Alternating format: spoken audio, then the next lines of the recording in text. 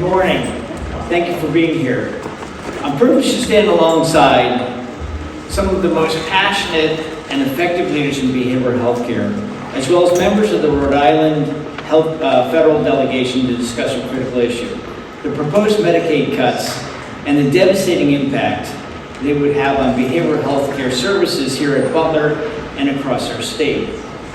Rhode Island has become a national model for behavioral health care thanks to the collaboration between Care New England, our federal delegation, the governor, his administration, our state legislators, the community partners, and countless frontline behavioral health professionals who dedicate their lives to this work. However, all of that progress is at risk if Medicaid funding is reduced. We know that behavioral health care is not separate from medical health. It's foundational to it. Time and again, research has shown that untreated mental health conditions and substance use disorders lead to worse physical health outcomes, higher rates of hospitalization, and increased healthcare costs. Depression and anxiety can exacerbate chronic illnesses such as heart disease and diabetes.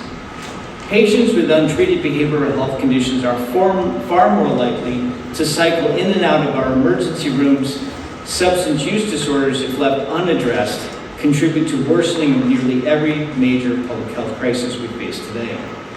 When we invest in behavioral health care, we improve not only the well-being of individuals, but also the overall efficiency and sustainability of our healthcare system. We reduce hospital overcrowding, lower the burden on emergency services, lower the burden on prevent costly downstream complications. This isn't just about funding a particular program. It's about funding smart, evidence-based healthcare policy that benefits everyone. Our federal delegation has been instrumental in securing the funding that has allowed us to innovate and expand behavioral health access, including $11 million for opioid use disorder recovery and prevention services, $1 million CCBHC, which rolls off of our tongues really easily. It's Certified Behavioral Health Centers, which Jillian Roy runs for us, and this is an incredibly effective model. In addition to the $1 million planning grant, $40 million has been dedicated to administer and get the program up and running, and really is having a fundamental impact in the state of Rhode Island. And of course, $12 million of both state and federal funding that has helped to create the Butler Short Stay Unit, which is helping to reduce ED boarding across the state. These investments are working. They're saving lives. They're strengthening our entire healthcare system. Rolling back Medicaid funding will reverse this progress and put our patients, families, and communities at risk. That's why we're here today, united in sending a clear message. Preserve Medicaid funding, support behavioral health care. The health of Rhode Island and our country depend on it. I'm honored to introduce leaders who share this commitment and will speak further about what's at stake. Senator Reed, Senator Whitehouse, Congressman Magaziner, and Congressman Ammo have been steadfast champions of behavioral health care. I can think of no other better voices on the front line than Mary Marin, the President and CEO of Butler Hospital, Dr. Wallace and Lori Marie Pisciuta. You okay? Thank you. Who see firsthand the difference that these services make in the lives of Rhode Islanders every day. Together we will fight for the resources needed to sustain and expand behavioral health care, and thank you for being here. So first, go ahead, Senator Reed, make some comments, and before I do that, just some recognitions, Senator DiMario, Chairman Bennett, and former Representative Tommaso, thank you for being here today. Senator Reed. Thank you.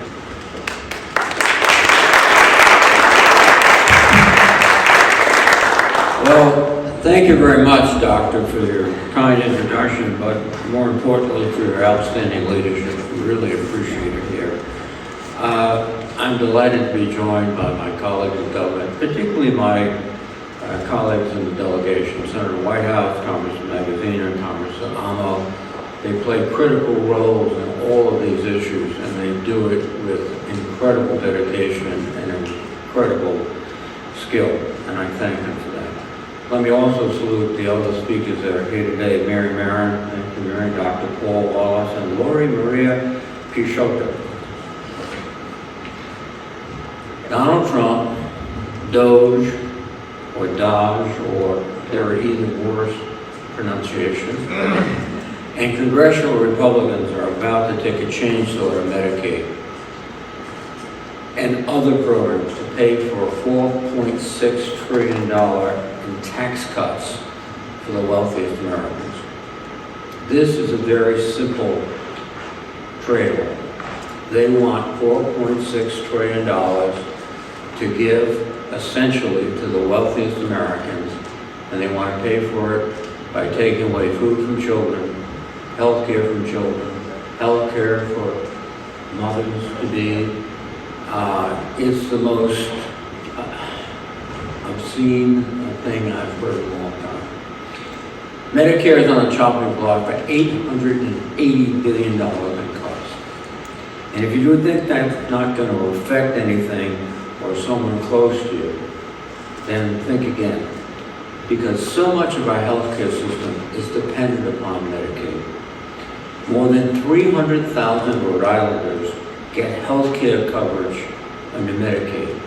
Children, seniors, people with disabilities, people with substance abuse problems and mental health disorders, and they are the most vulnerable in our society, and we can't turn our back on them. The impact on mental and behavioral health services would be especially severe. Medicaid is the single largest payer of mental and behavioral health care in the United States. It makes up more than a quarter of all spending on mental and behavioral health care. It would be nearly impossible to cut Medicaid without cutting this critical care, and the ripple effects would be immense. People would be cut off from treatment for opioid addiction, which would destabilize so many lives and lead to more people back living on the streets, and that would be terrible. Kids wouldn't be able to access mental health care when they need it most. The American Academy of Pediatrics, among other groups, declared a national emergency in child and adolescent health care, mental health care, in 2021, highlighting the crisis in children's mental health. And Medicaid covers roughly half of all kids in Rhode Island and nationally who are coping with these issues. On top of the immediate harm these cuts to Medicaid would have for individuals, these changes would decimate the state's budget, and as a result, crowd out state spending on education, housing, transportation, you name it. And all of these things are tied to mental and behavioral health. At the same time, recent reporting tells us that Elon Musk, our co-president, and his Doge crew have arrived at the Substance Abuse and Mental Health Service Administration, SAMHSA, and are looking to cut the agency by up to 50%. This would decimate mental and behavioral health services from the federal government. SAMHSA provides significant funding to states to expand access to mental health care and open up more options for opioid addiction treatment. SAMHSA also administers the 988 Suicide Prevention Lifeline, which is quite literally a lifeline for those who are in crisis. Republicans have all the levers of power to pass these cuts if they want to. So we need to keep ringing the alarm bell over and over again about the damage these cuts would cause. And I'm proud to say that every Senate Democrat signed a letter that I led telling GOP leaders not to cut Medicaid. And every Senate Democrat, and even a couple of Republicans, voted for my amendment on the CR to protect Medicaid and Medicare from being cut in future legislation. While the amendment fell short, we're all going to keep fighting. And I'm proud to stand with my colleagues in the congressional delegation, all strong advocates for mental health, as well as advocates for many other issues critical to the state. I'm proud to be here with the healthcare providers who are on the front lines, and I thank you for that. Republicans in Congress need to hear your voices and your experiences. Indeed, they may to hear the voices of their constituents in red states. So get on the phone, get on the email. They've got to hear these voices. And they have to listen to the experience of doctors and patients of what these cuts will be like. This is a moment of great challenge for this country, and we're all here together to rise up and meet that challenge. And with that, let me introduce one of the leaders in this effort, a member of the Finance Committee, somebody who will be involved in the intricacies of all these little legislative tricks that they will try to play. Sheldon.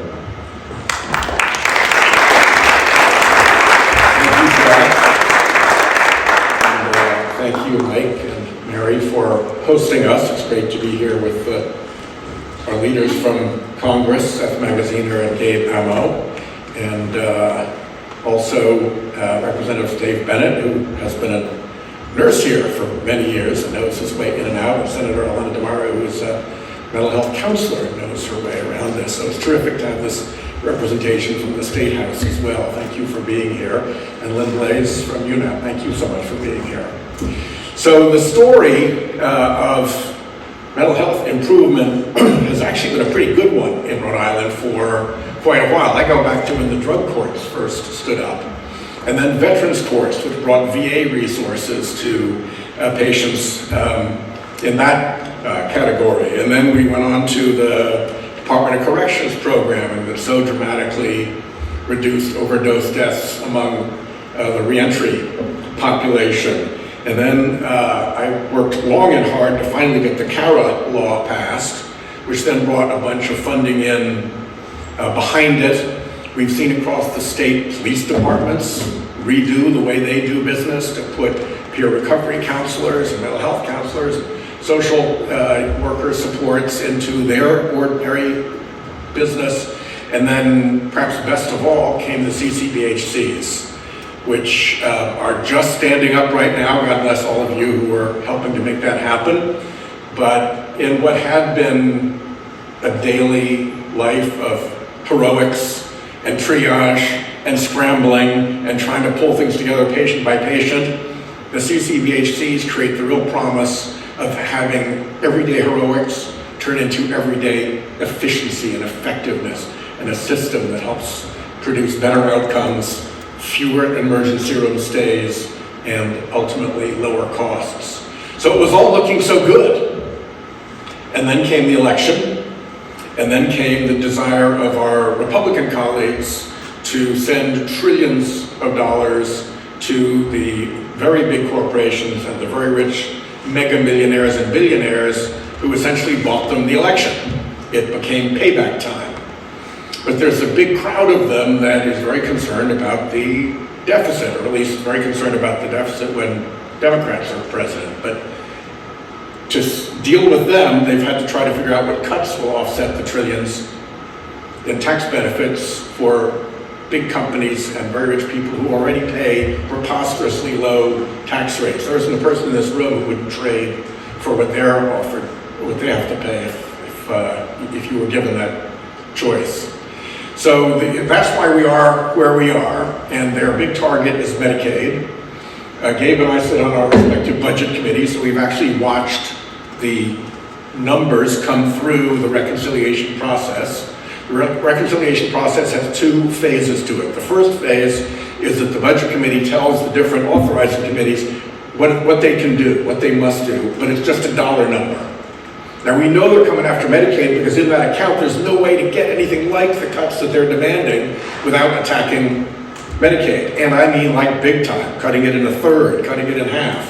And when you consider how many Rhode Islanders, more than half, really 2/3 of Rhode Islanders in a nursing home are there with Medicaid.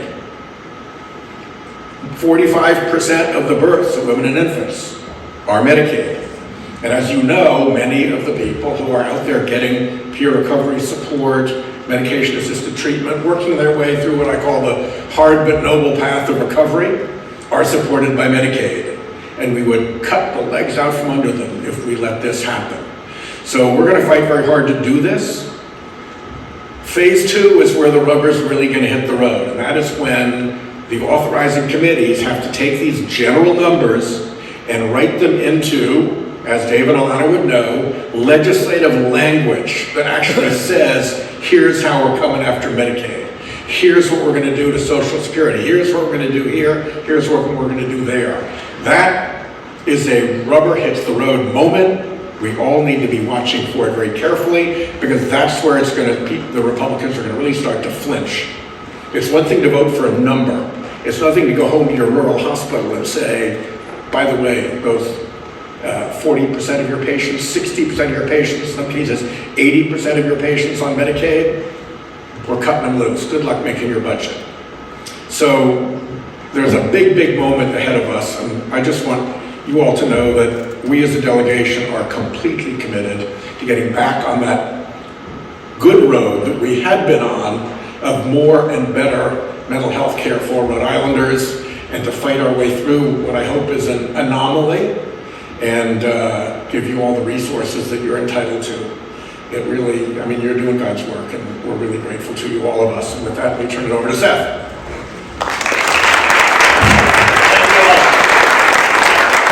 I want to thank my colleagues in the delegation, Jack and Sheldon and Gabe, all of whom are tremendous leaders and advocates in the healthcare space, including mental and behavioral health. I want to thank Senator DeMario and Representative Bennett for their leadership, not only as leaders in the General Assembly, but also as healthcare professionals. Both of you, thank you very much for the work that you do. Dr. Wagner, Mary Moran, and everyone from Butler, thank you very much for hosting us and for the work that you do. I also want to give a shout out to everyone from UNAP and SEIU, the people who make our healthcare system work day to day. Thank you very much. Everyone deserves access to high quality healthcare, including mental and behavioral health services. Everyone. And we are fortunate in Rhode Island to have healthcare providers who are committed, who are hardworking, who are talented and skilled, and who perform miracles every day. Unfortunately, Donald Trump and Republicans in Congress are proposing to slash healthcare in order to pay for tax cuts for the wealthiest people in this country. They are proposing to cut access to vital health services in order to pay for tax cuts for billionaires who don't need it. For Gabe and I and House Democrats across the country, we are calling today the Medicaid Day of Action. And members of Congress, Democratic members of Congress all over the country are having events to call attention to this terrible Republican plan to cut Medicaid. But really, for Gabe and I and Jack and Sheldon, it feels like every day right now is a Medicaid Day of Action, because we have been having events all across the state to highlight the importance of this and our commitment to fighting back. So listen, here's the plan that House Republicans and Senate Republicans and the Trump administration are trying to push through. They are calling for $880 billion of cuts from programs run by the Energy and Commerce Committee. And they say, oh, well, we don't want deep cuts to Medicaid. That's not our goal. Well, here's the math. You could cut everything that falls under Energy and Commerce, everything, except for Medicaid and Medicare, and it only gets you to $200 billion. So that other 680 can only come from Medicaid or Medicare. And then they say, well, we're just going to go after waste and fraud and abuse.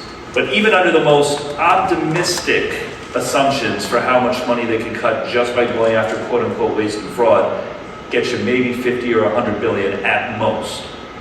And so, even under the most rosy assumptions, this Republican plan would lead to $500 billion of cuts to essential healthcare services. And that includes mental health. 1 in 5 American adults and 1 in 6 children have some sort of a mental health condition. And so, there is no way that this Republican plan is not going to have an impact on the millions of Americans and thousands of Rhode Islanders who need access to mental and behavioral health care. And that includes those who are suffering from substance abuse. We need to help people who are suffering with addiction, not cut the rug out from under them. And so part of what we are trying to do is sound the alarm and to send the message that even if you are not on Medicaid, these Republican cuts will impact you. Even if you are not on Medicaid, but you have need for mental health services, these cuts will impact you. Because when these Republican cuts to Medicaid mean less revenue for healthcare providers, that means cuts to services even for those who aren't on Medicaid. If you have a loved one who's in a nursing home, and that nursing home has their funding cut because of Medicaid cuts, your loved one could lose their care in that nursing home even if they're not on Medicaid. If you rely on a community health center for your health care, or you go to the hospital, there will be cuts to services that impact you even if you are not on Medicaid yourself. And oh, by the way, if you're on private health insurance, your health insurance premiums will go up, and you will be paying more for health insurance because people who've been kicked off of Medicaid are going to be using the emergency room as their only available source of health care, and that means that everyone else, including those on private insurance, are going to have to pay for it through higher premiums. So it's all connected, all right? We need to fight hard for those families who rely on Medicaid for their health insurance, but we are also fighting for all Rhode Islanders and all Americans who deserve access to quality, affordable health care, because these Republican cuts are going to hurt everybody. The good news is that we only need 4 Republicans out of 220 in the House of Representatives to say no. We only need 4 Republicans out of 220 to stand up and say, I am not going to let nursing homes shut down in my district. I am not going to let behavioral health centers shut down in my district. I am not going to let hospitals shed jobs and services in my district because Elon Musk and the billionaires want another tax cut. We only need 4 out of 220 to stand up and do the right thing for their constituents who deserve access to quality health care. And that is why we are having this day of advocacy today. And it is why we, Jack, Sheldon, Gabe, and I, are going to continue to use every platform at our disposal to shout from the rooftops that no, Donald Trump and Elon Musk, you are not going to take health care away from working people in order to pay for tax cuts for billionaires on our watch. So thank you all very much for having us. I want to introduce my partner in the House of Representatives, who is doing a terrific job, and thank him for bringing us together today in his district, my colleague Gabe. Thank you so much, Seth, and thank you to the whole delegation crew. If we sound a little repetitive, that's a good thing, because we are laser focused on preventing harm for our constituents, for our neighbors, for our fellow Rhode Islanders. And as Seth said, this is a national day of action, and Rhode Island is part of that chorus today. It is essential that we're part of that chorus, and it's with that that we are so grateful that we're here at Butler. We're here with so many great healthcare providers. We're here with our great elected officials who wear 2 hats and see this firsthand. So grateful to have UNAP represented in the room as well as our friends at SEIU. And so it is a tough context that we're operating. There are trying times because we know the devastation that our colleagues on the other side of the aisle are trying to bring forth in Washington. We know that Medicaid is a bedrock program for so many Rhode Islanders, for so many Americans. And today I've been fixated on the number 66%. 66% of Medicaid enrollees in our state struggle with some form of mental illness. And many states, just like ours, are dealing with the shortages of mental health care providers. And the numbers are clear. We know that so many providers are unable to accept new patients. That demand is so high, that need is so high. We see the average wait time for behavioral health care being over 50 days for many, if they're able to get care at all. And this $880 billion that the Republicans are fighting amongst themselves on how much they're going to hurt us. That's what they're doing right now. They're going back and forth, trading proposals on how they're going to hurt us. That's why it's essential that we are part of this national chorus, that Rhode Island makes its voice heard today. And we know that the gaps will only increase. We know that everybody relying on our system will feel pain. And we know that as the largest payer for behavioral health services, that Medicaid being cut will have irreparable harm on millions and millions of lives. And so, I don't want to be repetitive. I think this room gets it. But it's really important that we know our mission is to project our voices beyond these spaces, to ensure that we are flooding the zone with information, that Rhode Islanders know that we are fighting for them, but that they are also communicating out to people in other states with less enlightened congressional districts to make very clear that this is unacceptable, it should not stand, and that we will fight tooth and nail to prevent harmful cuts so that billionaires can get tax cuts. And it's hard to say that over and over because it seems illogical, it seems unreasonable, it seems like no one would do that. But in fact, we have people, Republicans, Donald Trump, Elon Musk, who are fighting every single day to make that our reality, and we have to fight back. And so I wish we were here to talk about how we could increase Medicaid reimbursement rates, reduce administrative burden on providers, and better invest in community healthcare centers. But that is not the day today. We're talking about potential cuts to preventative mental health screenings and limits to behavioral health care services. But know this, we're united as a state, as a delegation, with our leaders in our state house, with labor, with all of the great providers who day in and day out show up and make this system work. And so we have your back, and we will continue to fight. And a big leader in that fight, who started to educate me on these issues facing our state weeks after I was sworn in. Mary Marin, the President and CEO of Butler.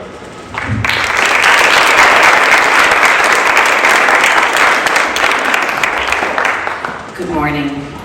I want to start by thanking our federal delegation, Senators Reid, Whitehouse, Congressman Magaziner, and Amo, our state leaders, our union leaders, and all of our staff sitting in the audience today.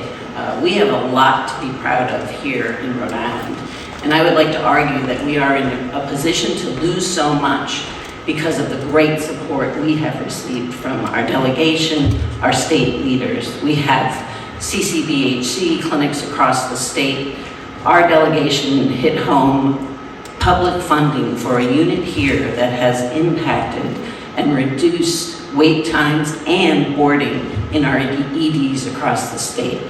None of that is possible without the dedication and support of you all. So we're here today to talk about a story where we lead the nation in a model for how you take care of people who struggle with behavioral health illness. Early access to care, as soon as one begins to struggle, is the time to intervene. Should they end up in an ED, we want to be sure that they need an inpatient bed, and if they do, we want them in an inpatient bed as briefly as we possibly can have them there, and then we want to send them to robust community services, where at the Providence Center, they do a tremendous job under the leadership of Jillian Roy to make that happen. At Butler, 40% of our patients are funded by Medicaid. 85% of our patients are funded at the Providence Center by Medicaid. I'm not going to repeat everything that was said today. I know we want to move the program along to people who are more expert at eye to describe the impact on individuals. But these cuts will tear down what we have built. And we've built something that when I have the privilege of traveling across the country and talking about the work that happens here in Rhode Island, and tell people about what we do, and it is a model. It's a model for the nation, and the people in Rhode Island are better off because we have configured our care in this way. These Medicaid cuts will tear that down. And as much as that will be devastating to my institution, the Providence Center, and all providers who provide these services across the continuum here, the most important thing we need to remember is it impacts people. It impacts the people we care about, that we love, and they won't be able to get the care they need. What happens when you can't get the care you need? It does affect your overall health and well-being, but it will be an impact on our economy too. So if you care about the dollars, there's a story to tell there. When we cannot meet the needs of those who have to have behavioral health treatment, they can't get to work. They miss work. They can't maintain competitive employment. These are all things that economically are not good for this state or for anywhere in the country. So it's a privilege to be able to tell you about this impact. You need to use your voices to speak to this impact, and we need to support those who represent us in doing the very important work they're about to do to be sure that these cuts don't happen. It has been a privilege to talk to you today. I'm now going to hand it off to Dr. Paul Wallace from the Providence Center to talk about the community impact. Thank you so much.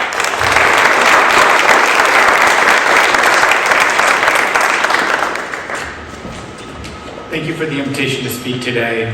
Thank you, Senator Reed and Congressman Amo, Senator Whitehouse, and Congressman Magaziner as well.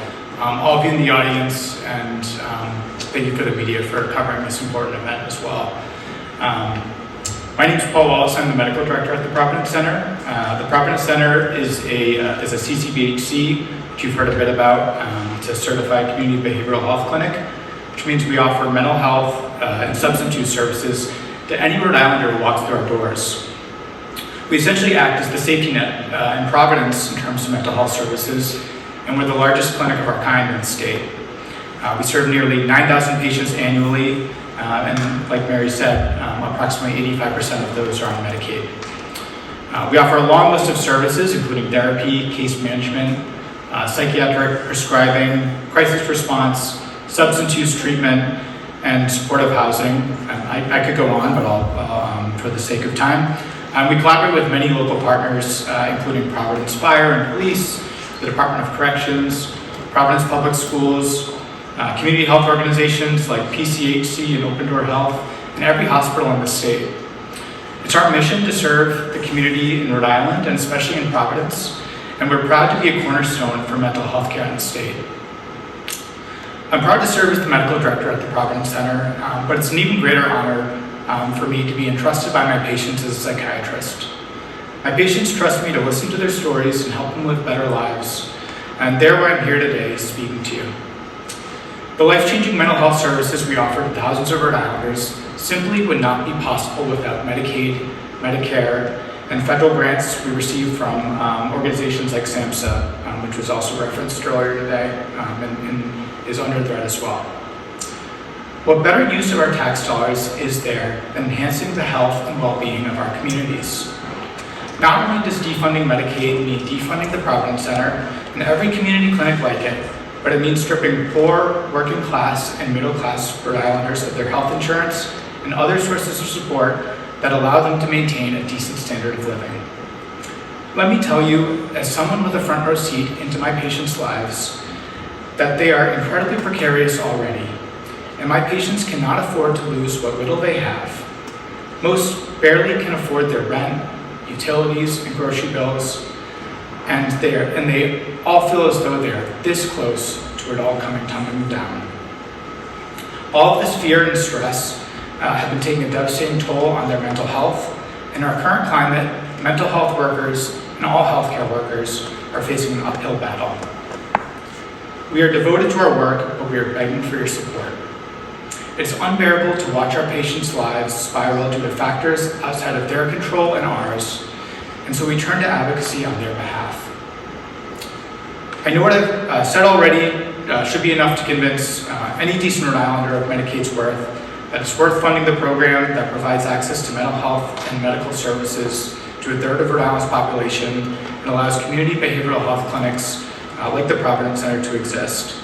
But in case you need any more convincing, I'll add one last warning based on my unique vantage point as someone who bears witness to my individual patients' lives as a psychiatrist and also sees our healthcare system writ large as a medical director. Defunding Medicaid will have deleterious effects that ripple throughout every corner of our state, far beyond Medicaid recipients. Not providing timely access to mental health services and substance use treatment means people will be turning up to hospitals in worse shape than ever. Police officers and firefighters will be responding to one mental health crisis after another. People will struggle to work and pay rent and will lose their housing and end up in the streets. Children will drop out of school. Suicides and overdoses will increase. People will become sicker and die sooner of medical conditions.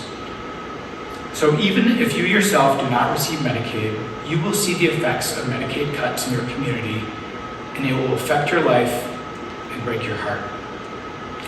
I don't revel in sounding this alarm, but I do it as a favor to all of us before it's too late. We must do everything we can to protect Medicaid and protect all Rhode Islanders. Next up, let me introduce the Executive Director of the Mental Health Association of Rhode Island, Lori Marie Peixoto.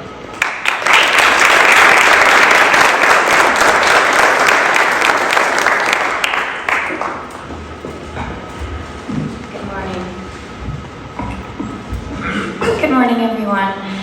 First, I want to say thank you to Mary and Marion, Butler Hospital, everyone at Care New England.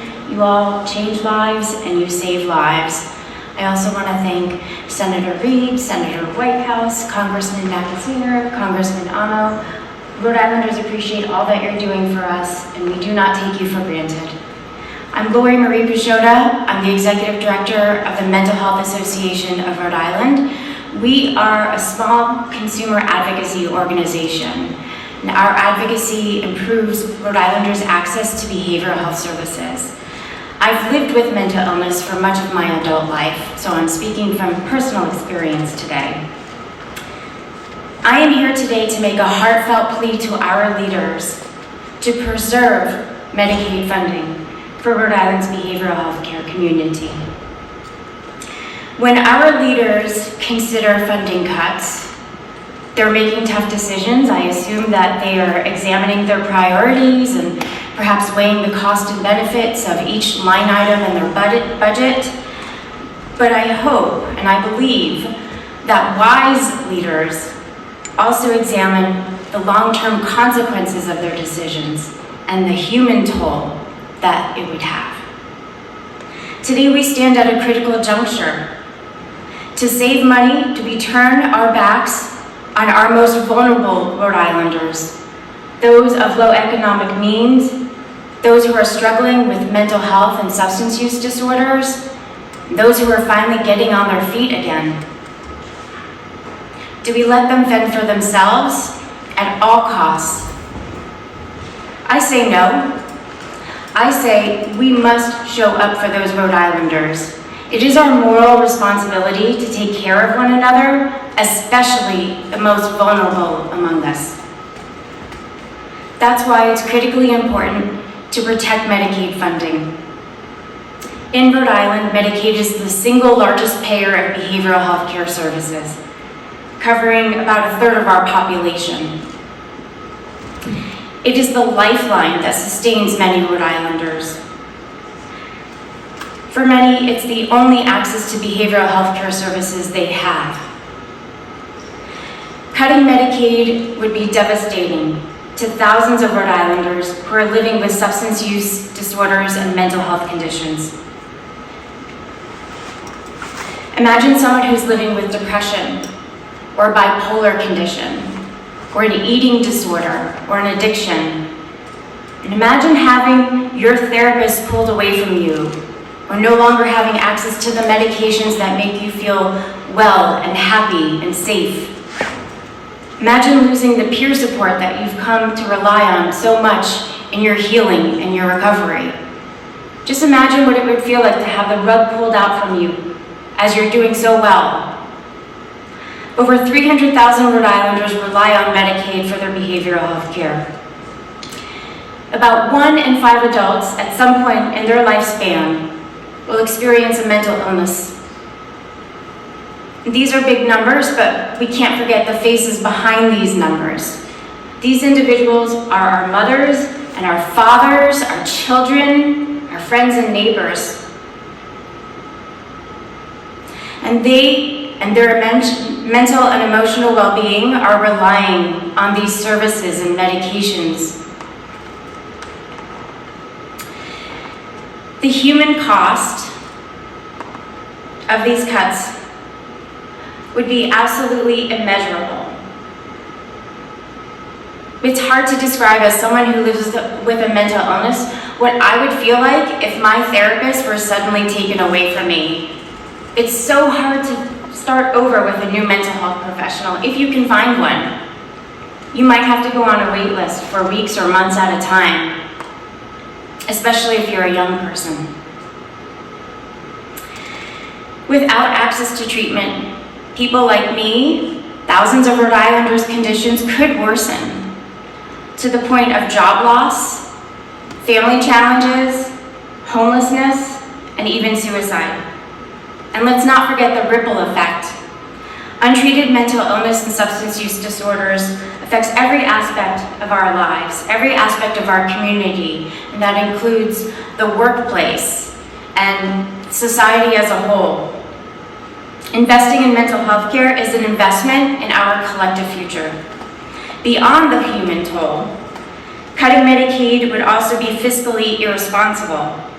The short-sightedness of such cuts is very clear. As has already been mentioned, when we lack easy, timely access to services, our conditions worsen, sometimes to the point of a crisis, and that increases the utilization rates of emergency departments, hospitals, residential treatment, all of these expensive levels of care.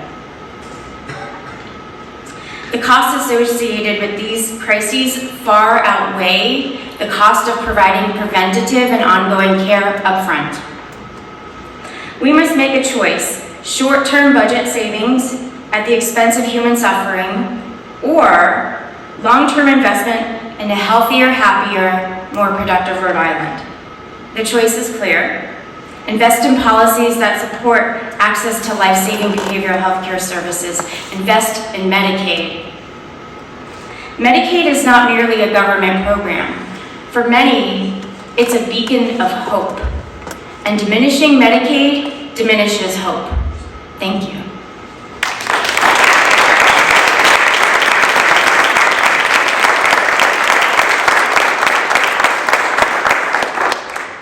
Thank you so much. I'd like to welcome back Congressman Amo.